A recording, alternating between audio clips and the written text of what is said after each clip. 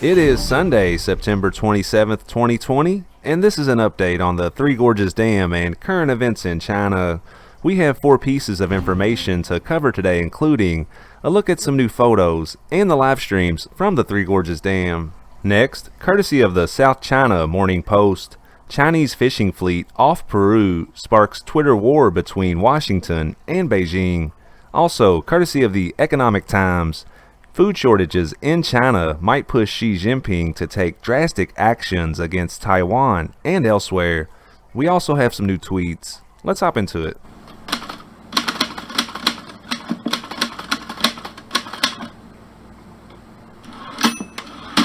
And a brief caveat before today's video. While researching for these reports, I come across information from various sources. Just because I decide to include a piece of information doesn't necessarily mean that I agree with it. I like to let you decide for yourself. Moving on.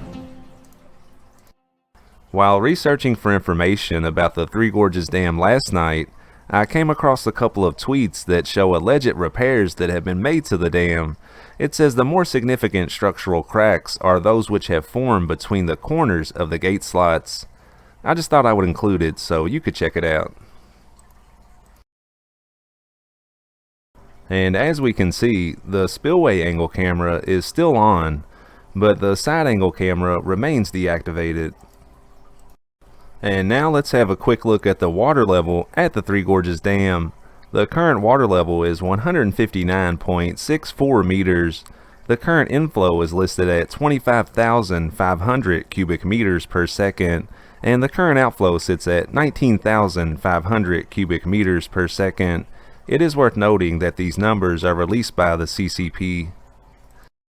Over the past 24 hours, the water level at the Three Gorges Dam has been up and down a little. As we can see, it was about 159.4 meters 24 hours ago, and it currently sits at over 159.6 meters.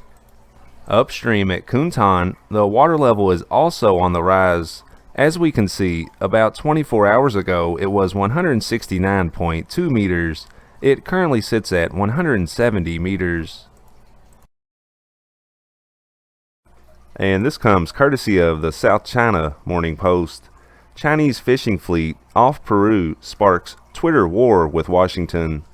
The 250 ships were previously fishing for giant squid near the Galapagos Islands off Ecuador, but were detected this week by the Peruvian Navy.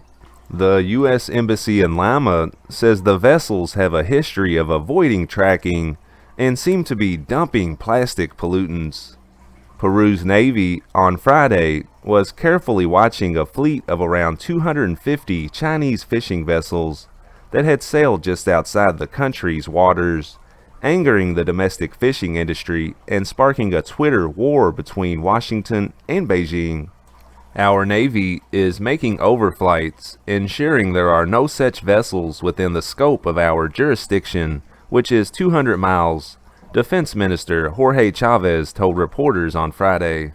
The commander of the Coast Guard operations, Rear Admiral Jorge Portocarrero, said the fleet was identified and located after a low-altitude flight of an exploration aircraft and patrol vessel between Sunday and Wednesday.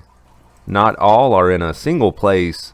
They are scattered, he said, adding there were 250 to 270 ships. We have no evidence of them having entered our maritime space.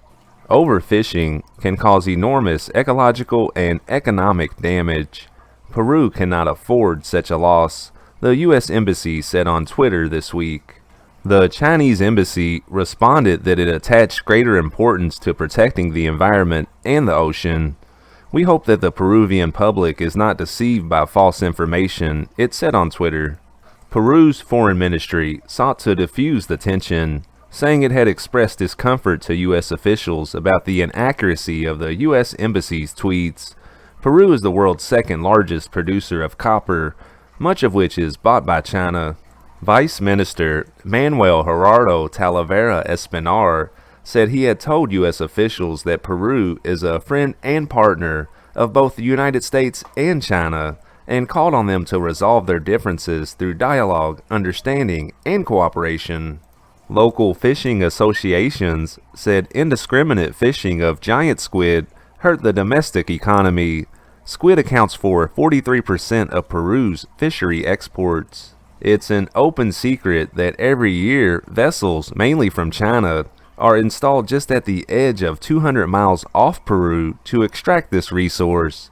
Katiana Aljoven, president of the National Society on Fishing, said on Friday, "By extracting an unregulated resource in those waters, it could negatively impact the Peruvian ecosystem."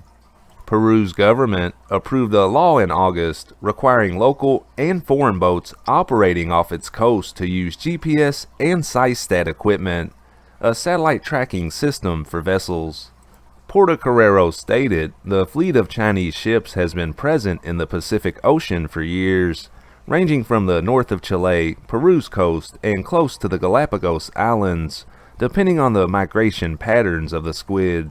He added that in 2004, 3 Chinese flag ships were captured within Peruvian maritime territory after an operation with a Navy submarine and helicopter, though added this sort of fleet was found in places around the world.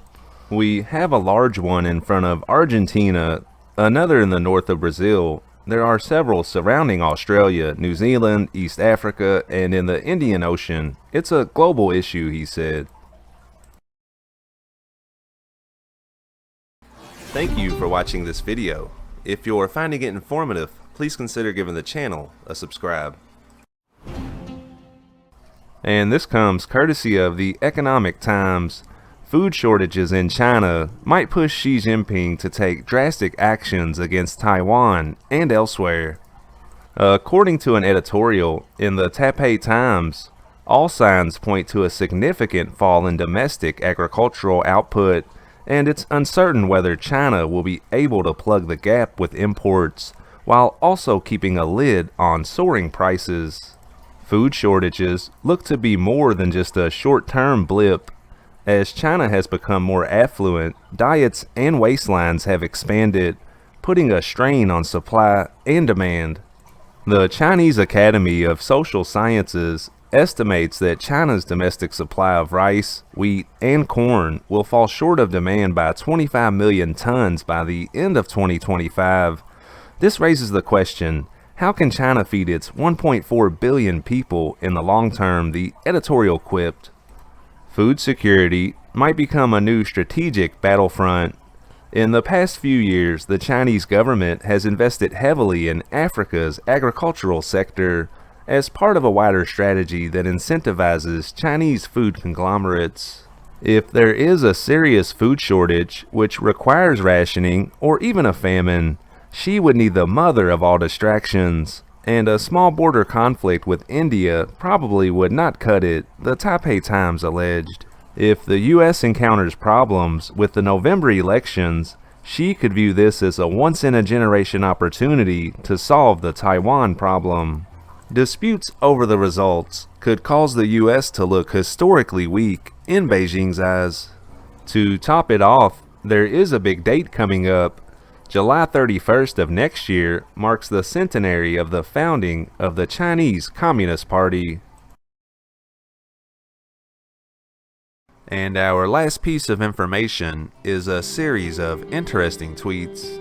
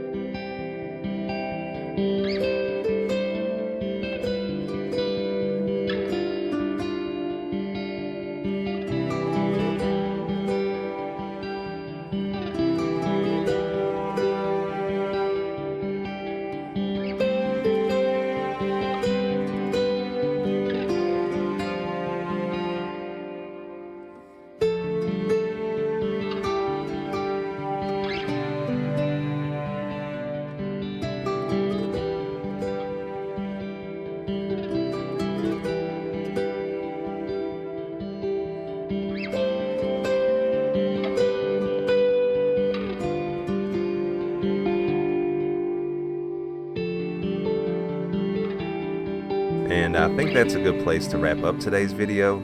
I hope that you found it informative, and check back soon for more content.